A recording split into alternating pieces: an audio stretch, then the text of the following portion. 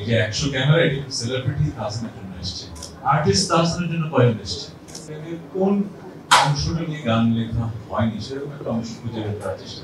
যখন অনেক বড় ভুল হয়ে যায় তখন কিন্তু কষ্টটা অনেক বড় হয়ে যায়।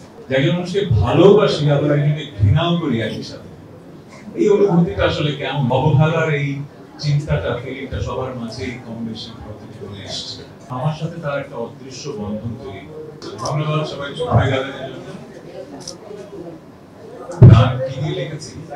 গানটা লেখার প্রায় 7-8 মাসের বেশি হয়ে গেছে।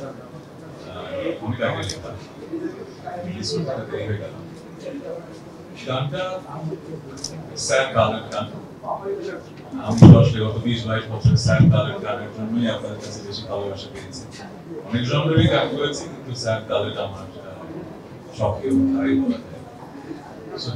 যখন গানটা লিখেছি তখন মনেছে যে কি নিয়ে লেখা যায়, কারণ এত গান আমি লিখেছি, আমার আশেপাশে কত ভালো ভালো গীতিকাররা লিখছে প্রেম নিয়ে, কি নিয়ে লেখা যায়। আমার যেটা মনে হয়েছে প্রেমের কোন অংশটা নিয়ে গান লেখা হয়নি সেরকম একটা অংশ খুঁজে বের করার চেষ্টা। আমার যেটা মনে হচ্ছে প্রেমে অনেক সময় একটা অধ্যায় থাকে। যখন মানুষ একটা মানুষের প্রেমে পড়ে যায়, অনেক প্রেম, তখন অনেক প্রত্যাশা থাকে, তাই না? প্রত্যাশার পূরণ না হলে কি হয়? অভিমান, কষ্ট। যখন অনেক বড় ভুল হয়ে যায় তখন কিন্তু কষ্টটা অনেক বড় হয়ে যায়। কিন্তু এমনও তো হয় যে আপনি যাকে ভালোবাসেন তাকে আপনি ভালোবাসেন, সে যে কষ্টটা দিয়েছে সেই কষ্টটা আপনি পুষে রাখছেন, আপনি কষ্টে চুরমার হয়ে যাচ্ছেন, কিন্তু আপনি ভালোবাসাটা থেকে নিজেকে মুখ ফেরাতে পারছেন। এই অনুভূতিটা হয় না? একজন মানুষকে ভালোবাসি আবার একজনকে ঘৃণাও করি একই সাথে।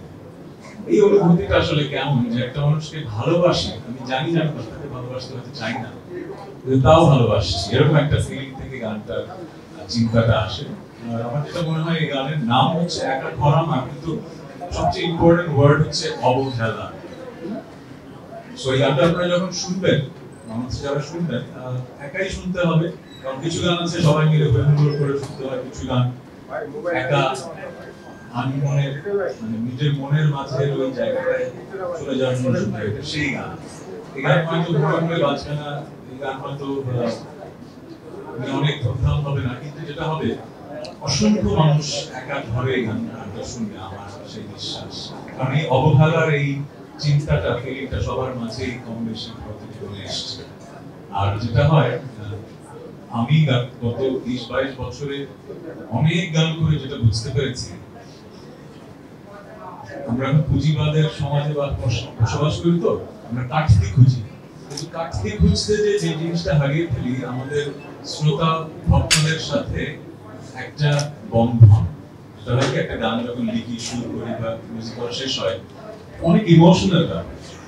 এই ইমোশনটা যখন গানের মধ্যে আমরা ঢেলে দেই, সেটা যখন একজন শ্রোতা তার কানে শোনেন, সেটা তার ভেতরে যখন দাগ কাটে, তখন আমার সাথে তার একটা অদৃশ্য বন্ধন তৈরি। এই বন্ধনটা যুগ যুগ ধরে থাকে, কিন্তু একটা গান অথবা 10টা গানের জন্য।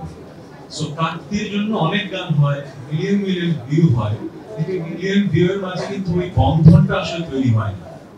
সো আমি আসলে যশটাকে এত পেয়েছি, আমি কাটতে চাই না সেটা আমি বলছি না, কিন্তু আমি আসলে এই জায়গাটাতে খুব বেশি আমার প্রেম, আমার এই গানটা কি আমার ভক্ত শ্রোতাদের মনে আমার সেই বন্ধনটা তৈরি করবে, কারণ আমি যা ফিল করেছি, লিখেছি, সেটা ওনারা বুঝতে পারছে। আমি ধন্যবাদ জানাবো সিদ্ধিকে এত সুন্দর একটা প্রজেক্ট অর্গানাইজ করার জন্য।